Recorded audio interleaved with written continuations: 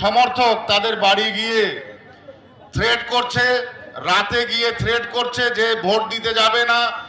এই কেস আছে, বিভিন্ন ধারাতে কেস দিচ্ছে। আমি আজকে এখান থেকে সতর্ক করে যেতে চাই। আমি যতবার বাগদা এসে বক্তব্য রেখেছি, পুলিশকে সতর্ক করছি একটা দিক থেকে, যে আপনারা নিরপেক্ষ থাকুন। আপনারা নিরপেক্ষ না থাকলে আমাদের কিন্তু হাতে, আমরা কিন্তু আইনি দায়িত্ব আমাদের হাতেই নিয়ে নিতে হবে। এটা কিন্তু আজকে পুলিশকে বললাম, কারণ পুলিশ নিরপেক্ষ থাকতে হবে। ভোটের দিন আমরা সেটা দেখিয়ে দেব, পুলিশ নিরপেক্ষ থাকতে হবে। কোনো গুন্ডাগিরি এখানে চলবে না, কোনো দাদাগিরি এখানে চলবে না। এখানে সাধারণ স্বাভাবিকভাবে ভোট হবে। কলকাতা থেকে যত মস্তানরাই আসুক না কেন, যত নেতারাই আসুক না কেন,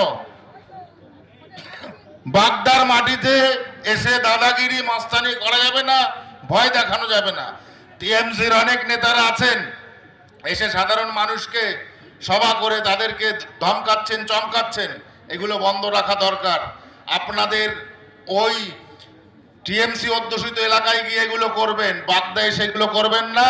তাহলে ভোটের দিন আমরা বুঝিয়ে দেব, উল্টো পাল্টা করলে তার জবাব কি হতে পারে সেটা ভোটের দিন আমরা বুঝিয়ে দেবো একদম পরিষ্কার।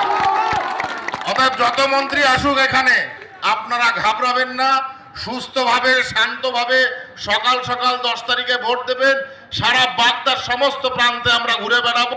আমরা যারা জেলার নেতৃত্ব আছে, যারা রাজ্যের নেতৃত্ব আছে, বিধায়ক যারা আছে, সকলে এখানে থাকবে। সকলে থেকে প্রত্যেকটা অঞ্চলে আমরা টহলদারি দেবো, দেখি কোথায় দাদাগিরি মস্তানি, পুলিশ কত বড় মস্তানি করতে পারে আমরাও দেখবো। কারণ বাগদার মাটি ভারতীয় জনতা পার্টির শক্ত ঘাঁটি, ভুলে গেলে চলবে না। যখন যখন প্রয়োজন হয়েছে বাগদা রেগুলেশন বিপ্লব এনেছে।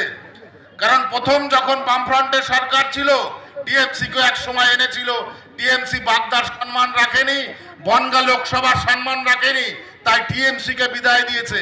আমরা প্রতিশ্রুতিবদ্ধ, আমরা যা যা কথা বলেছিলাম, আমরা সেই প্রতিশ্রুতিগুলো অ্যাটলিস্ট আমাদের ইলেকশনের আগে আমরা আনতে পেরেছি। তার মধ্যে সর্ববৃহৎ প্রতিশ্রুতি ছিল সিএ ইমপ্লিমেন্টেশন হয়েছে।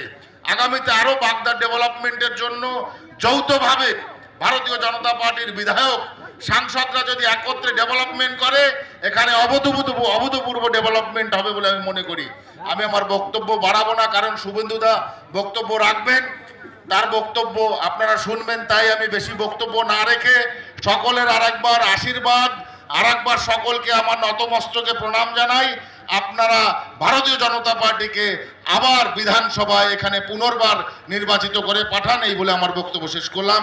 জয় হিন্দ, বন্দে মাতরম, ভারত মাতার জয়, ভারত মাতা কি, ভারত মাতা কি। নমস্কার।